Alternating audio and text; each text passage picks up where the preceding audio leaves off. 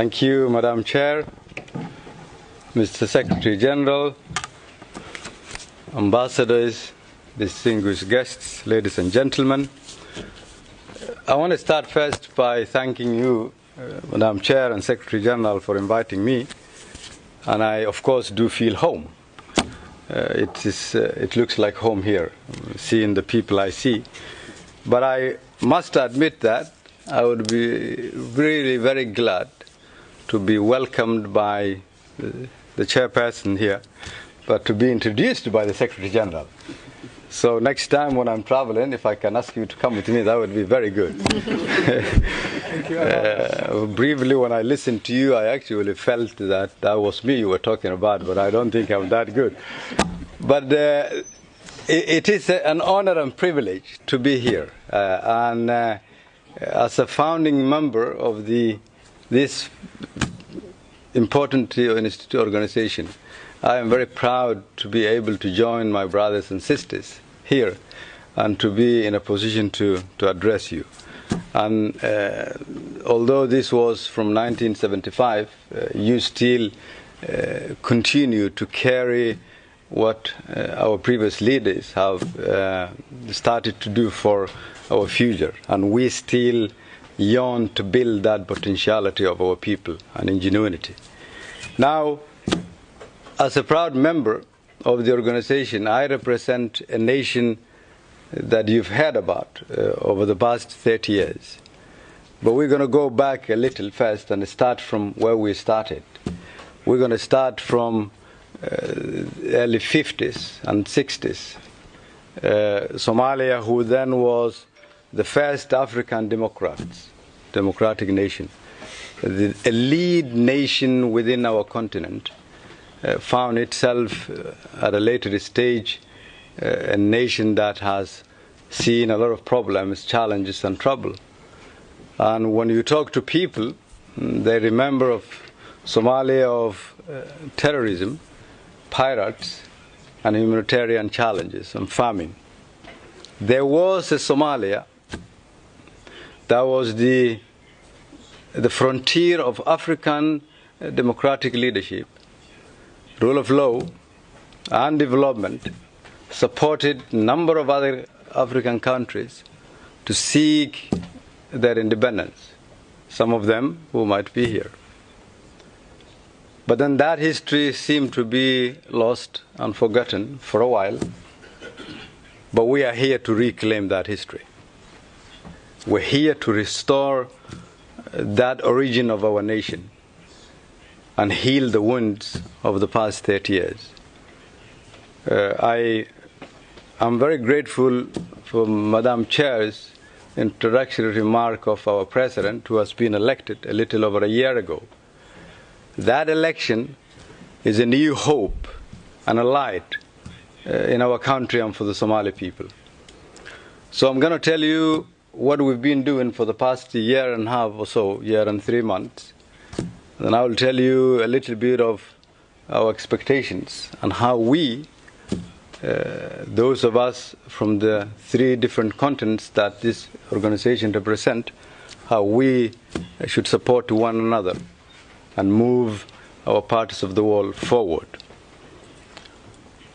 To rebuild our nation, our government now works on 3 major pillars that we concentrate on.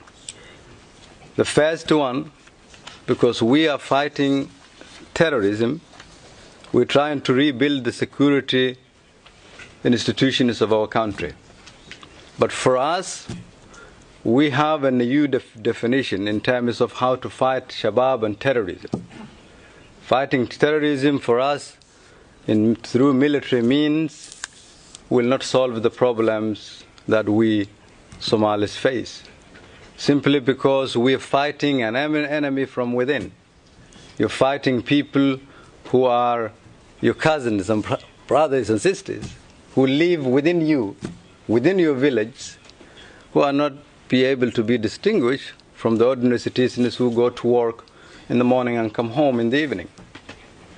That's why for us to fight terrorism means to provide good governance, to fight corruption, to promote a culture where a government can have legitimacy and trust from its people, to ensure that there's an open and transparent allocation of resources, to have a justice model and system where people can feel comfortable, to make the government of Somalia be accountable to the people, a government that provides services to its people so that we seek legitimacy from our people and not from international outfits.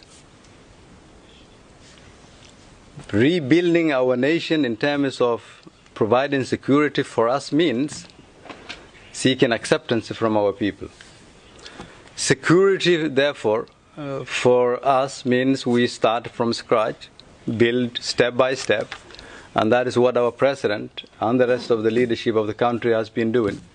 And over a year now, a period of a year, we've made significant strides and continue to move that nation forward.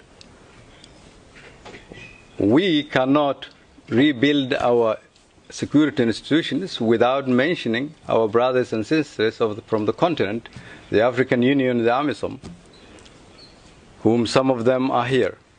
Because of them and their services to our people and the sacrifices they made for the past 10 years, Somalia see now a future that hasn't been possible 10 years ago, or even 7 or 6 years ago. They've paid the ultimate price, and we don't want their sacrifices to be in vain. That is why the President and I are committed to ensure that we restore the credibility and the dignity of the Somali people, so that people know Somalia, not what it is today or what it has been over the past 30 years, but what it can be. To continue with that, we've been reforming the economy of the country because we've had a bad credit for more than 30 years. Zero access to the international financial institutions, no financial system that worked. But we had one thing that functioned in that country where nothing else to be found. For close to 30 years, when every institution of our country were destroyed in the early 90s, the productivity and the ingenuity of the Somali people never stopped because of the capacity of the Somali business community, both inside and outside the country. And they kept alive our nation. Because you have this business structure that is built on one thing. That was the reason why our government were destroyed. With our business community has and had it for that 30 years, and that is trust among them. And that is the trust we are trying now to restore in our economy. Restore with the international financial institutions. Our country has a debt of more than $5 billion. That comes from the old regime, early 70s and 80s. And for a year or so now, we've satisfied every criteria that the international financial institutions, with a specific focus of IMF and the World Bank, has. And now there is a major potential for our nation to reach pre-arrears clearance now in June or July, short period arrears clearance with a long objective and focus on debt relief. Rebuilding our financial institutions, reforming our central bank, promoting our business community, creating jobs, and developing our nation so that we have an infrastructure that allows our other African brothers and sisters can come to our country and rebuild it together with us. We say this because we don't see us poor.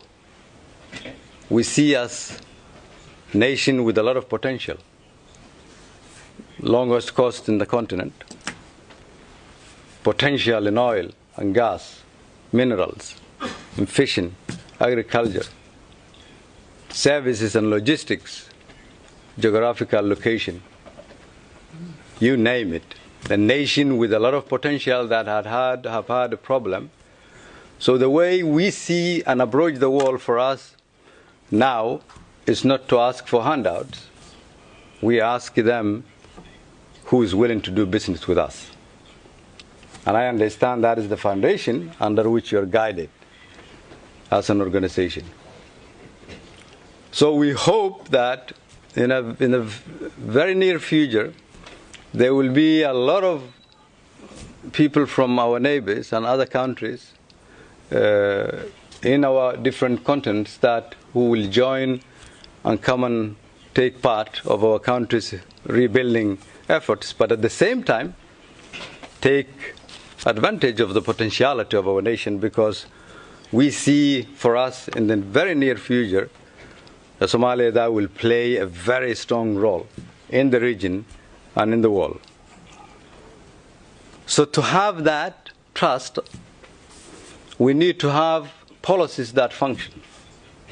And there must be a strong cooperation between us, the federal government's leadership, and our member states, so that that structure of fair, open and transparent allocations of resources are based on political structures that are built on the trust that I've talked about.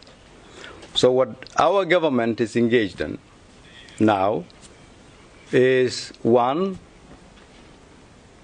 to redraft our constitution so that we have a constitution that is revised and caters for all the Somali people. Second, we engaged in adopting a new system of political power sharing, engaging in revenue sharing model with our federal member states,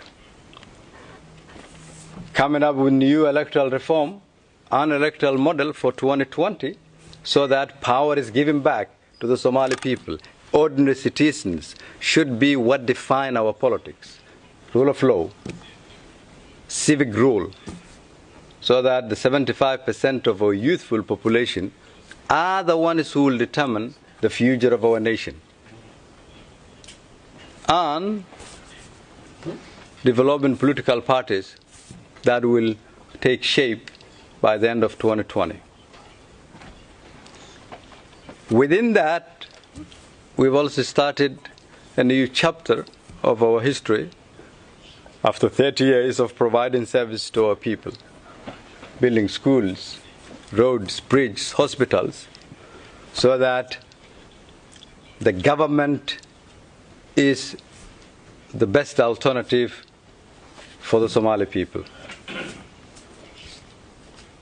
While we do all these things, we have one major challenge and others that we are confronting. And I'm saying one because that is the one I would want to leave with you so that you can support us with. And that challenge is very simple. In the eyes of the world, and many individuals see Somalia for what it has been. But we want all of you and the world to see Somalia for what it can be. That is the narrative we want you to help us champion, carry forward as we try to rebuild our nation. So is the case for you as you negotiate with the EU and others, that you negotiate from a position of strength,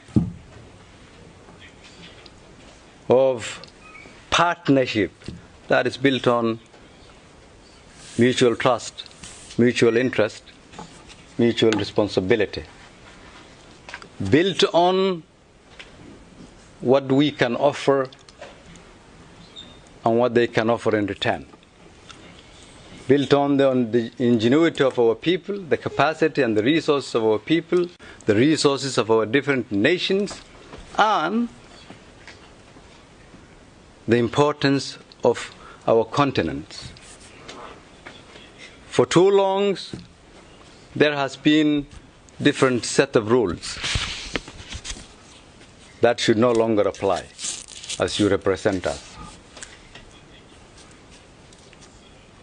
We respect everyone, but looking after the interest of our people, leaving future for our children, that we are the ones who will shape the destiny and the future of our children, should be what guides you all. And with that note, I thank you.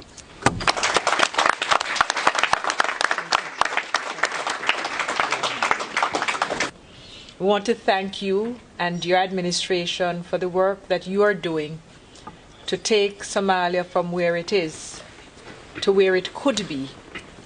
And on behalf of the ACP Committee of Ambassadors, we want to assure you that we stand in solidarity with you in those efforts, and we want to wish you and every member of the Somali community, both within and outside of your shores, success in what you do. Thank you so much. Thank you.